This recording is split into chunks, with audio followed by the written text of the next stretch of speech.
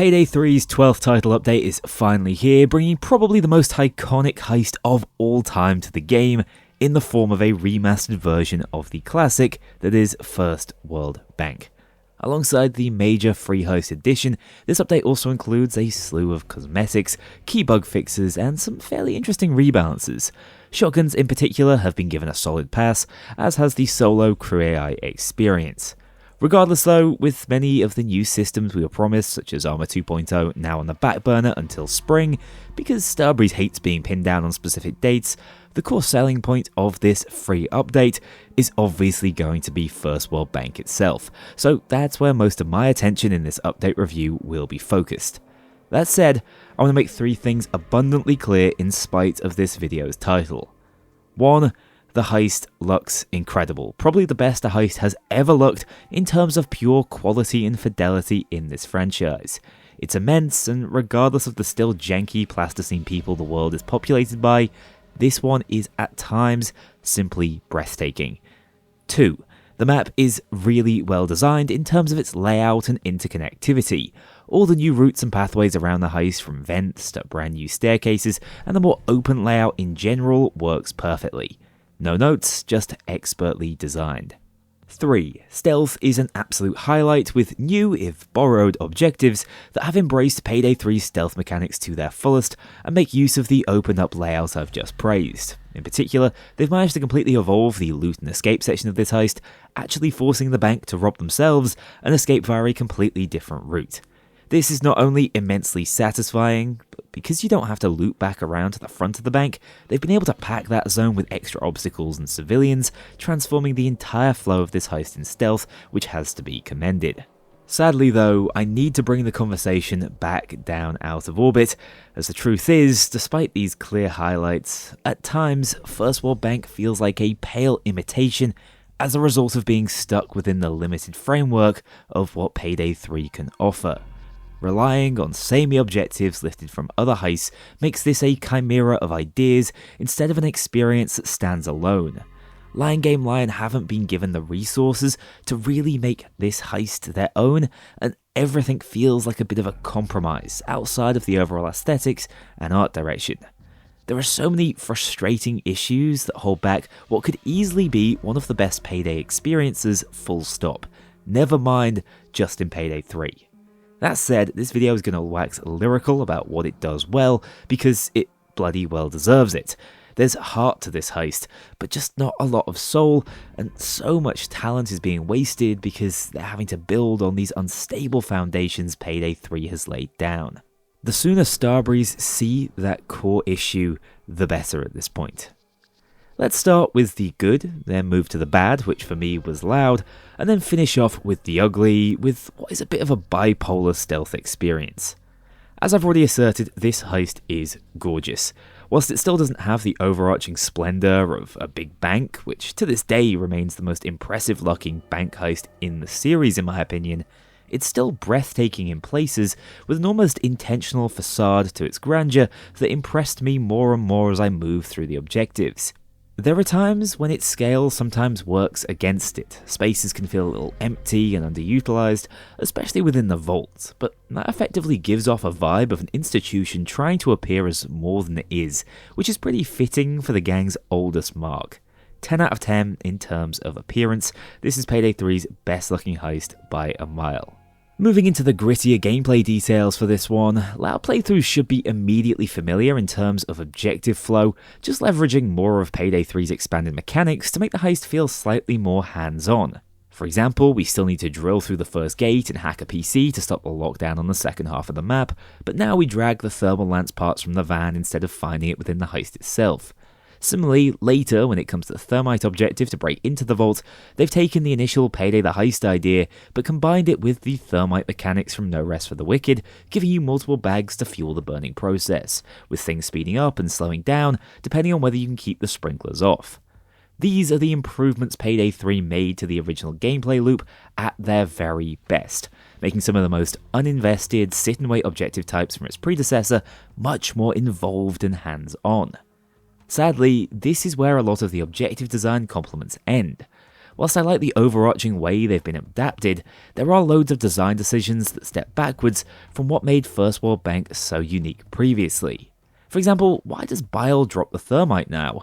We've done this already on multiple heists in the past.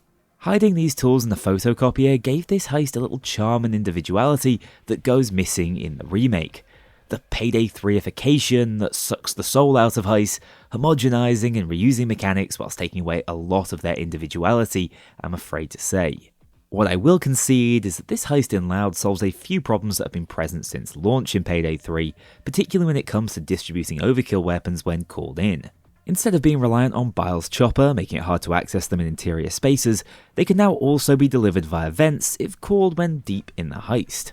Obviously, this requires a little suspension of disbelief, but honestly, I don't need to know why something like this works, it just needs to function this way to make the mechanic more relevant and less cumbersome to play around. Fun and function over realism has always been Payday's motto, so it's good to see this approach return on First World Bank, and with a few buffs to the minigun's mobility and actions you can perform whilst wielding it, now is a decent time to try out this beast if you haven't already. I'm really not sure how to feel about spawns on this heist. They're intense, yet varied enough in places to give certain sections of the heist a decent ebb and flow, but there are still times where things bottleneck and the game turns into a bit of a damage race, especially when playing solo. In terms of difficulty, I'd say this one strikes a balance by offering a challenge greater than what we saw from the launch roster, but not quite as intense as something like Fear and Greed. I particularly enjoyed the holdout at the thermite, where it feels like everything properly comes together, and for at least a few minutes of gameplay, all the good things Payday 3 does rise to the surface. Unfortunately, a lot of that disappears once the vault opens up and you start grabbing bags. I think it's a novel idea that the final charge starts up as soon as you pick up 4, making for a tricky tug of war to secure as much loot as possible with dozers spawning in. The addition of gated areas only accessible by drilling is obviously intended to ramp up that should we stay or go feeling they're trying to achieve here, as they maximise the greed effect with risk versus reward. I'm also fine with not having to move the money again after securing it in the vent, but the way the heist usually ends after this section is nothing short of an embarrassment. Instead of an intense push towards an innovative escape that feels like an almost ad hoc decision after the front of the bank has been steamrolled by the cops, you'll wander through pretty much unchallenged, blasting into the officers with no sense of urgency, and facing down absolutely no resistance at this stage. This is the case all the way down to the escape van, which has disappointingly replaced the garbage truck, where once again there's nothing to do but walk up to the escape and leave. It's probably the largest anticlimax I've ever experienced in a heist, up there with the come down of Payday 3's bloody launch week. The fact that the classic ambushes from previous games have either been done away with or simply aren't functioning properly is bloody inexcusable. It seems that enemy caps are preventing dozers from ambushing you as intended, not for the first time, preventing these set pieces from having any kind of impact. You open the vault to be greeted with nothing. You head back to the lobby and see nothing blocking your path. You blast into the adjacent office. Again, nothing, just a couple of civs and a shell of a room. All the way down the stairs, absolutely nothing. No dozers bursting out of doors, not even a lone cop in pursuit. The trailer is almost false advertising, it's so bloody barren down here. Then you make it down to the car park, and because the loot doesn't need re-securing in this version of the heist, there isn't even anything slowing you down for the cops to catch up and at least offer a spark of resistance. It wouldn't be an exaggeration to call the final 2 minutes of this heist, which is meant to be its apex of intensity, a walking simulator. And it isn't just about difficulty at this stage, it's about engagement, intrigue, and personality. The lost difficulty spikes at ambushers not playing out as we're used to is jarring, but what's more damning is the fact that it's turned one of the most iconic stretches of gameplay in Payday history into a complete and utter snooze fest. Just baffling design that has to have been noticed in testing but left unaddressed, like every other glaring issue this game still has over a year since launch, painted over as best as possible. It's an absolutely shocking conclusion that leaves you with a truly sour taste in your mouth. I'd love to say it flies in the face of this being a masterpiece heist, but if I'm being truly honest with you, whilst there's plenty to enjoy, even without this damp squib of a conclusion, First World Bank in Payday 3 is still riddled with issues. Somehow, despite the refreshed and impressive aesthetic, it's ended up feeling incredibly soulless. There's so much underutilized empty space, as bigger doesn't always mean better. Just look at the vault. Instead of being almost oppressive and home to an intense claustrophobic gunfight, it's this wide open crevasse, making the loot within seem somehow less significant. Honestly, the heist is completely vacuous in places. The hall is magnificent but underutilized. The officers and side paths feel irrelevant in Loud because there's nothing that pushes you in those directions, and so you leave feeling just as empty as the heist is, perplexed as to how we could take so many steps backward in such a short space of time. This one falls into all the usual Payday 3 heist traps that can diminish the impact of even the most classic of all heists. There's simply not much to define one run from the next, outside of a few notable RNG variations. These are very much the saving grace of this heist, especially when taken on in Loud. The usual RNG of mixed up office spawns, equipment locations, and 2 gate entrances return from Payday 2, but have actually been expanded upon in this version. The same can be said for later in the heist when securing the loot, forcing different pathing and creating slightly unique challenges every playthrough. Even better though, there's a small chance of a rare escape variation, which is actually the first example of this old Payday 2 mechanic returning in 3. Occasionally, instead of having to blast through the offices, you might need to simply hold out for Bile, ziplining loot across to him for an earlier escape. This variation makes it harder to secure all loot, but saves a lot of wasted time actually fleeing the heist. More of this, please, Starbreeze. Even taking these vast variations into account though, the overarching experience never feels that different in Loud, which is probably down to the objective scaling wave structure Payday 3 still uses, meaning you will be experiencing deja vu on almost every playthrough, but I can still appreciate the attempts being made to freshen things up. These attempts have been much more successful in stealth, which I think is one of the reasons I genuinely enjoy staying quiet on this heist, as RNG massively changes the areas you'll be moving through from playthrough to playthrough. Stealth is quite engaging as a result of this, despite being a bit of an amalgamation of all the heists that came before it. You will need to complete Golden Shark's colour box objective to turn off the metal detectors, go QR code hunting like on Under the Surface, steal a red keycard like No Rest for the Wicked, and hunt down a PC with the vault codes like in half the base game's heists. It's all the same stuff we've been doing since launch, just repackaged and repurposed, although the idea of working with an insider is at least a fun new mechanical exploration. Still, this Frankenstein of a heist feels shackled by a lack of innovation, even if completing these old objectives within FWB's stellar map layout can feel satisfying. I'm absolutely amazed they've managed to restrain themselves from using the circles, by the way. It's the only one of the usual stealth suspects missing. The result is that this heist doesn't get a chance to develop its own personality until you reach the second stage and make it into the vault corridor. Here we finally see the fruits of the LGL devs' labour as we slide our way through a laser grid, which is a solid subversion of the old First World Bank formula. The keycard and PC hack section is also familiar, but fairly well designed once you know what you're doing, although they went a little crazy on the camera density, which I assume is to try and force you to mask up. Where this heist really impresses me is at its conclusion, which is ironically where Loud falls apart. Instead of clumsily walking bags of cash to the vents in a satisfying turn of events, we load up these cash carriers which is scheduled to be transported out to an armoured van we're already in control of. This means we actually secure most of the loot in complete safety before slipping out via a newly created side exit that gets us across to the rear stairwell, leaving from the same car park but getting there in a massively streamlined fashion. Thematically, this is wonderful, but also, from a gameplay perspective, it completely shifts the focus of the heist, front-loading the difficulty and giving you a really tangible reason to pursue stealth as far as possible. You see, an easier than expected stealth escape is very different to an underwhelming Loud escape.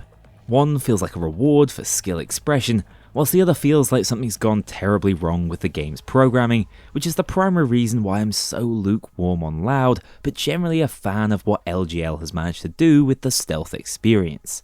Failing due to laser wire RNG can be frustrating, but outside of these moments, there's a fair variety of objectives, approaches, and new innovations which give this heist some unique charm in stealth specifically. Stepping outside to the heist itself, when it comes to rewards, the IP rate is pretty much bang on the average, but the cash reward is really something. 2 mil per overkill all loot clear is pretty impressive, and a nice reward to encourage repeat playthroughs, which is clearly the goal with the addition of these rare level RNG features, making this probably the most replayable heist in the game, even if that isn't saying all that much, given its competition. I don't entirely buy the reasons for not just adding Overdrill with its launch, even if they do plan to give us a new secret next year. I can't imagine it would have been that resource intensive, and it would have added even more much needed replayability and challenge for those seeking it, but its omission isn't the end of the world either. My take is that it's a solid heist, especially in stealth, held back by a few disappointing regressions from previous iterations of First World Bank that serve only to highlight the structural deficiencies of Payday 3. It's certainly not the saviour of the franchise it's sort of been billed as, but I also don't believe this is where Payday 3's legacy ends, even if it would be poetic. It should do enough to capture some interest heading into the new year to keep us chugging along. The update has also brought back lootable ATMs within First World Bank, which is cool and adds even more to the already massive cash loot pool on that heist. Funnily, with grifter skills, you can do this in public, but opened ATMs are actually something cops will notice and enter search after finding, so be careful just whipping your hammer out in public. Also, no other heist in the game currently benefits from this new loot type, which dampens its addition somewhat. Leaderboards are also coming to the game, but they're resetting every week and aren't even viewable within the game itself, so have virtually no lasting purpose outside of being incredible video fodder for me. Thanks for thinking of me, Starbreeze. Other issues we've been dealing with since the UI update back in October, such as the extended load times and friend list slowdown, have been addressed, at least to some extent as of this update. Obviously happy to see this, not happy to witness further evidence that Starbreeze are incapable of hot-fixing their game, and I'm already bracing myself for any issues raised by this update, sticking with us all the way until February. A couple of really important changes have been snuck into the patch notes for this update though, with solo or duo players receiving a massive quality of life buff in the form of crew AI actually reviving each other, making them slightly less of a burden that needs to be babysat at all times. Honestly, I'm not sure how I feel about this. On one hand, it was a very necessary addition, but as we feared, now crew AI are able to pretty much chain revive each other, completely changing the dynamic on solo overkill. Maybe there needs to be a short cooldown between revive procs or something of that nature, because right now, when playing solo, you're able to pretty much leave them to their own devices whilst you do your thing elsewhere. It's fine, but will make the game even easier again. A number of weapons have also been rebalanced by this update. I'm not going to go through them one by one as some of the changes were quite subtle and will need extensive testing to tease something out of them. The long and short of it is that most weapons receive net buffs. The idling meta is still very much a thing as it went untouched. Shotguns were a clear focus of this rebalance, and the only weapon to actually receive a tangible nerf was the M7 Pursuivant, which was a top 3 weapon in the game, and is still a top 3 weapon in the game as the general shotgun buffs were more than enough to make up for any targeted nerfs. The Northwest, Castigo and RA80 were some of the biggest winners of this update, all with fairly solid buffs that should help them compete with all the power creep DLC weapons that have landed in their weapon categories. Focusing purely on buffs can be a vicious cycle for game balance, and we don't want to see wholesale power creep take over, but I will say these changes are quite suitable in how they've been approached. For the most part, it's about improving weapon feel, functionality, or headshot multipliers, not outright dragging the damage bar up, which I have to commend. The Castigo can one-shot again, the Northwest is just a solid AR option if you don't want to use a precision rifle, and the RA80 feels close to on par with TAS-12 now, which is really saying something from where it came from. Quietly, this might be the most important set of changes in this update, as it will give committed long-term players something new to play with once the sheen of First World Bank starts to wear thin. There's also a solid set of cosmetics coming with this update, including new mask and weapon patterns, which is always good to see. Twitch drops are returning, our little carrot and stick as creators. This time we're getting a Santa and Krampus crossover, a candy cane charm, this utterly inexplicable pattern, and a couple of festive themed stickers. My take, locking all the Christmas content behind watching a Kknowley stream is downright dastardly, especially when you're known for adding fantastic holiday heists for free, but at least it's gotta be better than the snow pile in Payday 2. Fear not though, Teddy Moo is back, returning as an utterly ludicrous outfit and mass combo. Some people will not approve, but I actually quite enjoy this one. Although, as expected, it doesn't half clip through a bunch of the weapons in this game, so keep that in mind. That's all the notable additions coming with Update 12, with the main takeaway being that this is a solid, if slightly underwhelming update. Nowhere near enough major issues have been addressed, and I'm constantly more excited for the features getting delayed deep into next year than I am for anything releasing this side of 2025. First World Bank is a DLC standard heist given away for free, but it also could have been so much more if it wasn't shackled to all the trappings of Payday 3. I don't believe it's going to be the next coming of Bane, and I still can't recommend you pick up the game in light of its addition, given all the uncertainty around the franchise at the moment. Although, if you do already own it, it's got to be worth a spin, if only for old time's sake. Nostalgia is one hell of a drug, and this Christmas we're all probably pining for years gone by, which is why it's nice to see Locke contracting this one. Maybe, just maybe, he'll actually take the reins sometime soon. Thank you so much for watching. Let me know what you think of the update once you get your hands on it in the comments below. Take care, and I'll see you all very soon. A huge thank you to my dedicated Patreon backers. If you want to join this crew in going infamous, check out the link below and pledge as little as $2 to see your name in the credits, or get 24-hour early access to future videos and vote on upcoming content. Take care, I'll see you all soon.